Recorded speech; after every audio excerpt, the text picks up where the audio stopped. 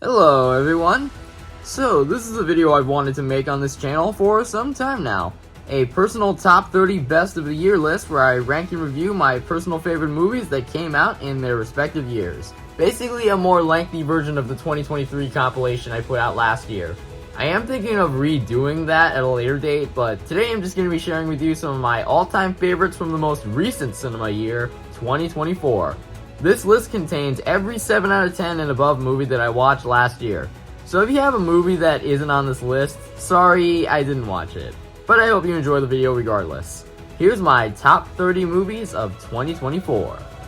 Hey, that's pretty good. Okay, so I have Beverly Hills Cop 4 and Bad Boys 4 tied together. I feel mostly the same about them both. They're just really solid examples of how to do a legacy sequel correctly, and I had fun with both of them. Bad Boys 4 was a huge step up from the third movie, and Beverly Hills Cop 4 was a solid return to form. They're not perfect, obviously, but I don't know, I like them. Watch my review of every summer movie I watch for more in-depth thoughts on both of these movies. This might be a controversial statement, and I don't expect anybody to agree with me, but this guy, Yorgos Lanthimos, I think he makes pretty good movies. The Lobster, The Favorite, and Poor Things are some of my favorite movies of his. Kinds of Kindness, while not his best work, is still pretty good in my opinion. It's basically an anthology film with 3 different stories all tied into one 2-hour film. It's an interesting film, and the stories for the most part are pretty good. I wish the characters themselves were more compelling. They're not super interesting the whole way through, and in general the film does feel very segmented. I know I just said this film is split into 3 different stories, so it's supposed to feel that way, but still, I wish there was more of a hook tying them all together. But overall, I still enjoyed this movie. It's pretty solid. Saturday Night is a movie about the preparation of the first broadcast of Saturday Night Live, which aired in 1975.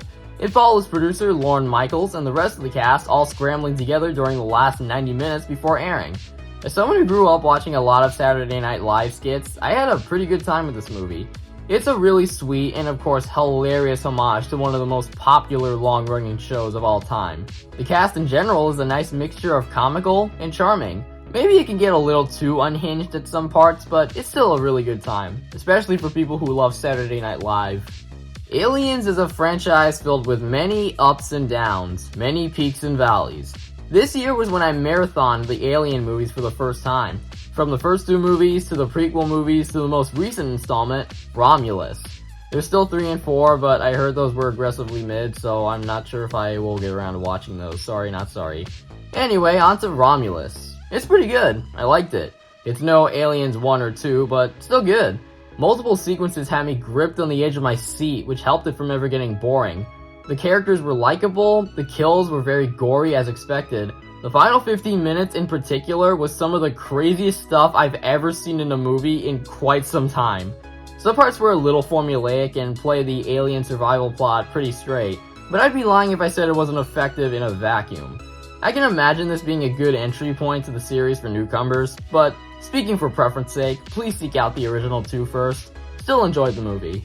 Piece by Piece is the new biopic about Pharrell Williams, told in Lego. It's an interesting change of pace from the typical biopic norm. Pharrell has gone on record saying that it just felt natural to tell his story through Lego. My earliest moments were the Lego sets that my parents would get me when I was really young, he says. And credit where credit is due, it looks pretty good. There's a lot of cool visual effects here and there, and the additional flair makes the story more fun to watch.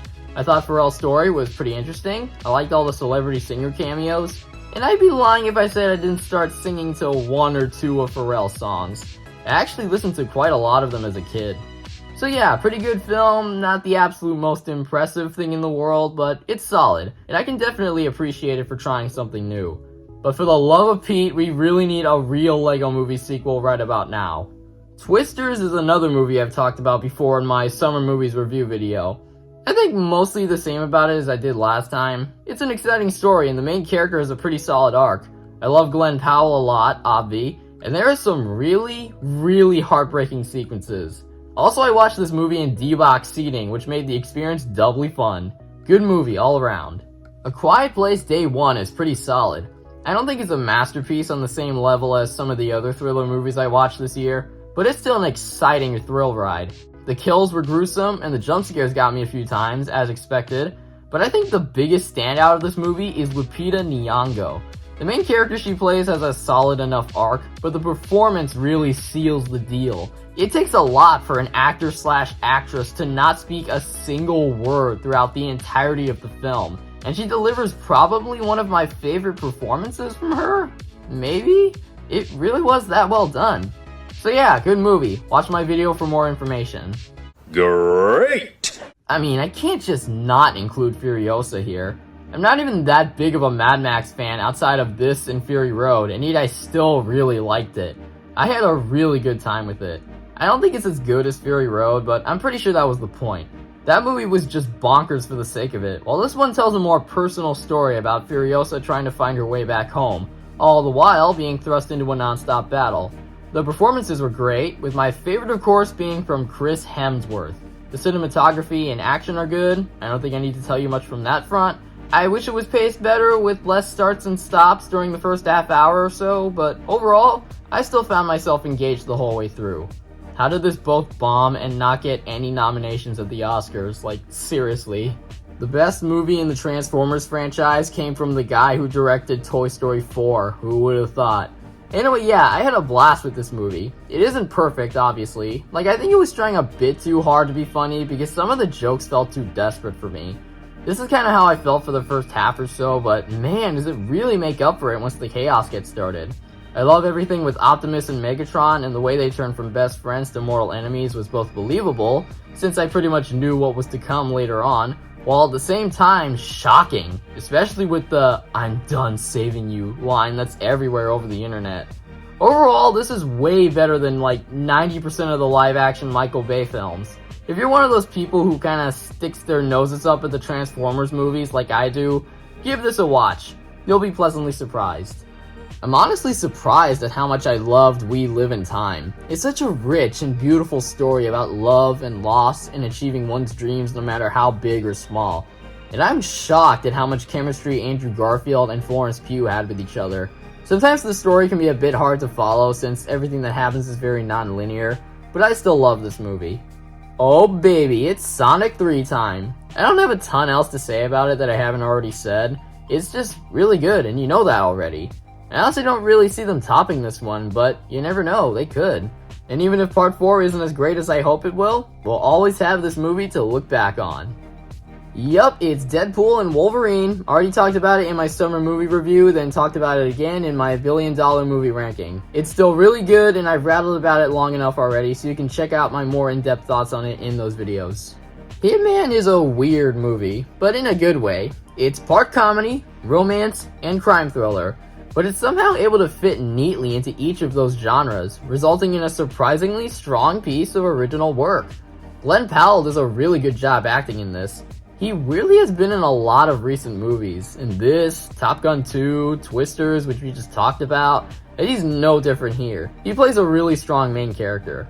Yeah, not much else to say other than that. It's an enjoyable film that has a really fresh and a unique story, and I respect it for that. Longlegs is a new serial killer investigation thriller starring Nicolas Cage as the titular serial killer.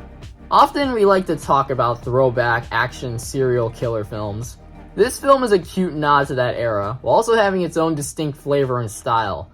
A big part of that is the way the camera and sound design are used. The characters are almost always centered, with a lot of empty space around them, keeping you on the edge of your seat. You're always anxious about what's going to happen next. Additionally, you get a fun, exciting performance from the always epic Nicolas Cage. While it is a little formulaic and follows the serial killer narrative in a pretty simple manner, it is a strong addition to it. I really do like this film, though why is it called Longlegs? There were no long legs. Oh well, good movie.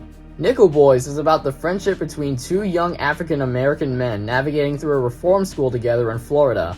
I really like how uniquely filmed it is, being shot mostly in first-person perspective that switches between the two main boys. It makes the film a lot more visually interesting as you experience the lives these two boys have to endure. Though I do think it was also distracting from getting invested into the story. I wish I was more emotionally hooked into it than how I was initially. Didn't fully click with me the whole way through, which is probably why I was kind of shafted from this year's Oscar ceremony, But it's still great to see a movie take a risk and grapple a subject matter you wouldn't regularly see tackled before. A very compelling watch. I was not expecting to love I'm Still Here. It's fantastic. Not a lot happens here, and yet you get so wrapped up in this family life. You care for each of the characters for the first half, living out their happy, warm life.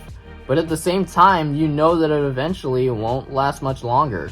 Even though I was expecting several scenes to be the last happy moments this family would experience together, it didn't make the impact of when it finally does appear heartbreaking. Fernanda Torres is an amazing actress in this, and she sells every emotional beat her character had. I guess parts of the second half weren't as emotionally gripping as I expected going in, but it's still a great movie. Absolutely deserved to win International Feature at the Oscars over whatever that stupid piece of crap Mexican film was.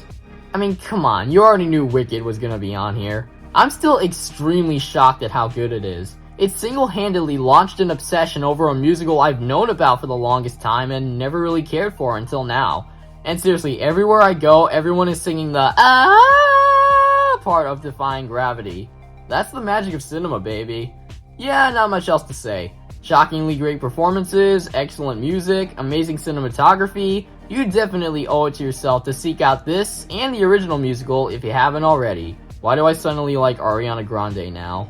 The Brutalist is such a big and bold story about the immigration experience, as well as the struggles of holding on to the American dream post-war. It's a movie that manages to handle its subject matter as tense and disturbing as you expect it to be, without diverting too heavily into those territories. The direction, the music, acting, and cinematography all help with immersing yourself into the shoes of this one man, played by Adrien Brody respectively, as he tries to rebuild his life. Sometimes the story is slow and a little hard to follow because damn, this movie is long and it knows it.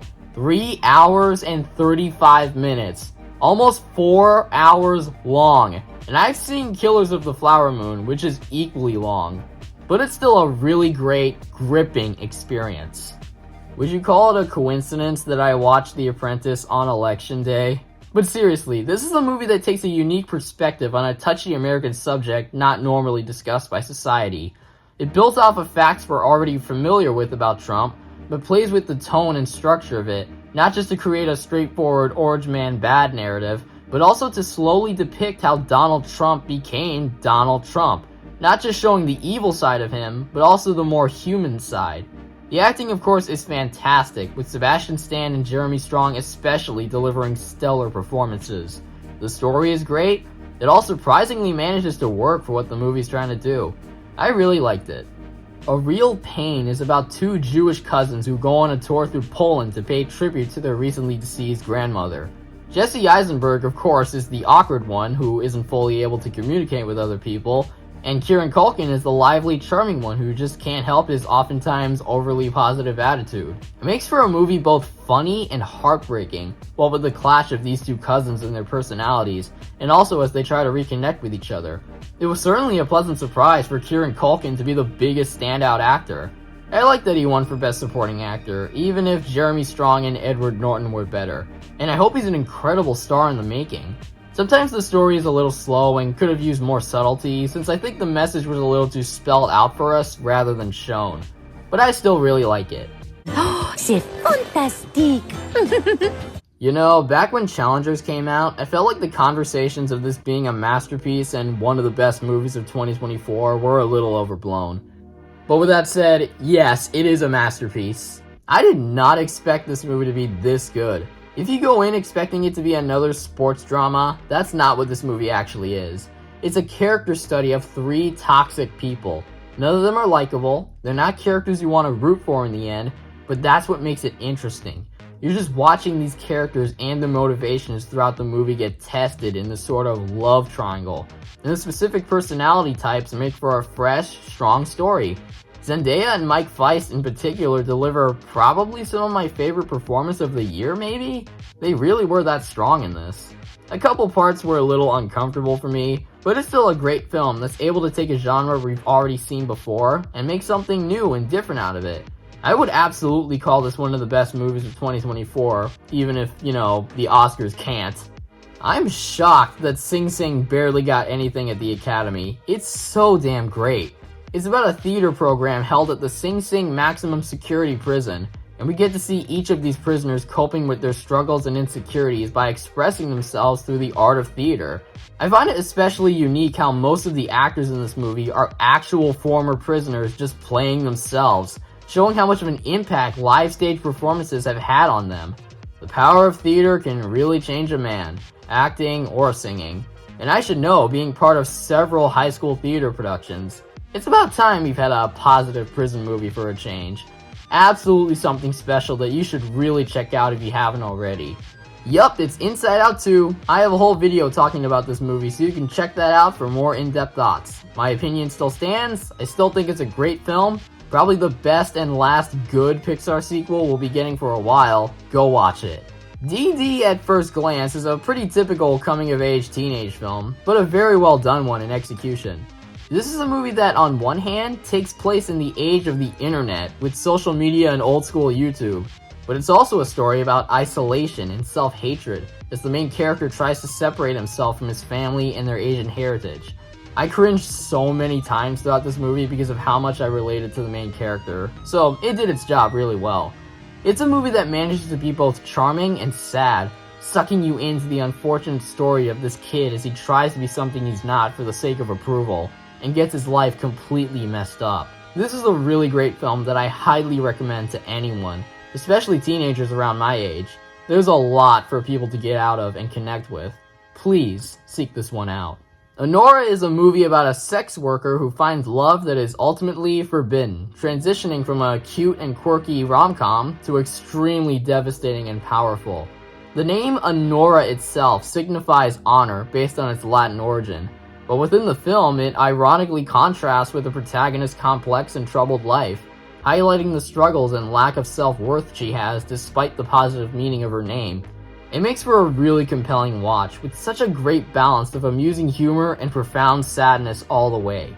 It takes you into its story and characters, through a mostly traditional fish-out-of-water story, then overwhelms you to the point of sorrow and despair, showcasing how a couple acts of kindness and goodwill can erase the mental scars you might feel deep down inside.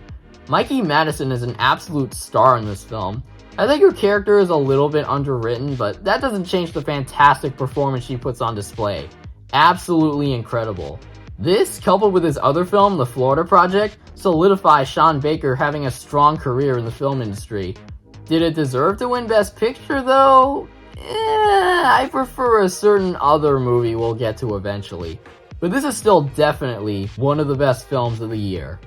I don't know what's worse, a messed up blood-sucking demon vampire movie, or a movie where a woman takes a substance that turns her into a younger woman.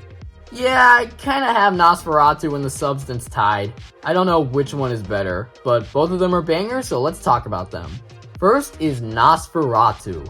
This is a movie that's dripping with dread and atmosphere, with so many legit, unexpected, shocking, and disturbing moments throughout its entirety. The level of terror and intensity that grows as the film continues cannot be overlooked.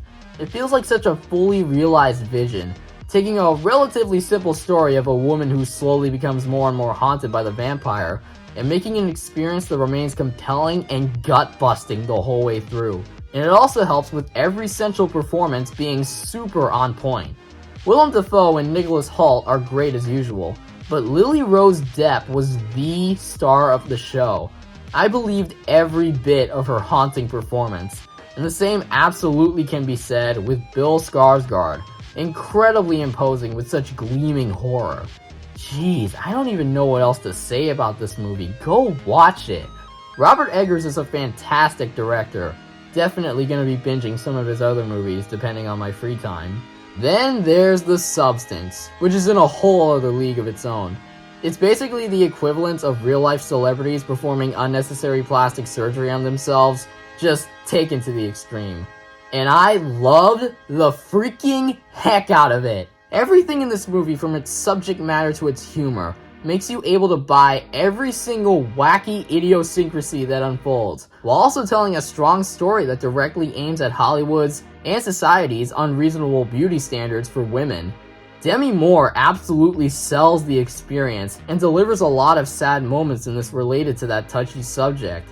And yeah, to say I was scared out of my mind during all the body horror would be an understatement.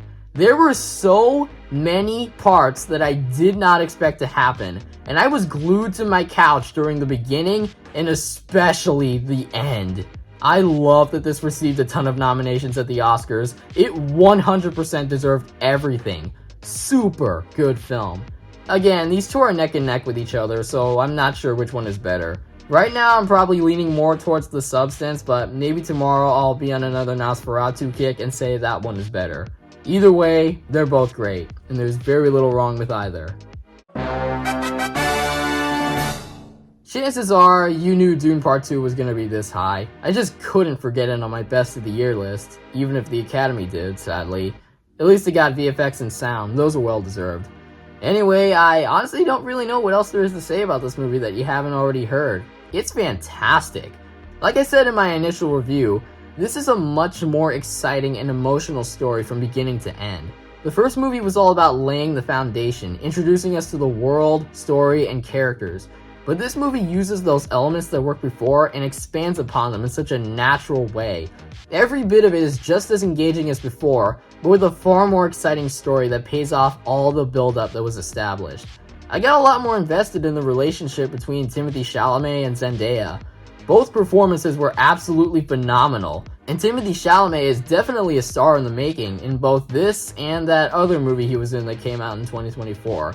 If I had a nickel for every time I heard Timothée Chalamet sing in a movie, I'd have 2 nickels. Which isn't a lot, but it's weird that, yeah, you know the meme. The cinematography, visual effects, and sound is good. I don't think I need to tell you much from that front. Anyway, yeah, I had a blast with this movie from beginning to end. It was everything I wanted it to be, and I cannot wait for Dune Messiah. Go watch this movie now, it's peak. The same can be said for... Yeah, I think we all knew it wasn't gonna be topped. More than any other film that came out last year, this is the one that made me feel the most. The one that really connected with me on a deeply personal level. At its core, it's a movie about the joys and challenges of being a parent, as well as the beauty and dangers of nature. This is the kind of movie that really taps into that extra human emotion, something that younger kids of course will be entertained by, but also that parents will enjoy because of how much they'll see themselves in the life they're currently living with their families and their children.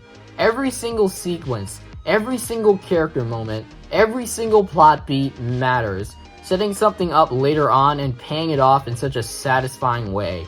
It fires that perfect blend of humor and emotion on all cylinders, and that's what makes it so unique and special.